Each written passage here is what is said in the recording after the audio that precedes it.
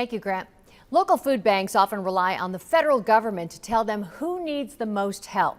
Groups like seniors, young people, and families. But the report that tracks those numbers is going away a month from now. The U.S. Department of Agriculture is doing away with the household food security reports, which began 30 years ago. According to officials, the reports failed to present anything, quote, more than subjective liberal fodder. Ahmad Lathan has local reaction to that move from Cape Girardeau.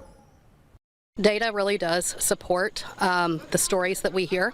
There are the numbers behind the faces, and the faces are people that live in our communities. But that will soon change for Heather Collier and the SEMO Food Bank. On Saturday, the USDA announced plans to cancel future household food security reports, which provide annual data on Americans lacking access to adequate nutrition. It's going to be harder to see where we compare to other regions without the national data. And the head of a national poverty nonprofit agrees. Crystal Fitzsimons with the Food Research and Action Center says hunger has a number of devastating effects, and ending the data collection will only make it a hidden crisis that is easier to ignore and more difficult to address.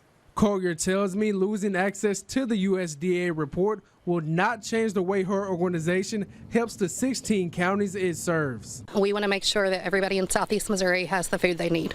In Cape Girardeau, Ahmad Lathan, Heartland News. According to the Associated Press, the last USDA food security report will be released on October 22nd. That report will cover U.S. data from 2024.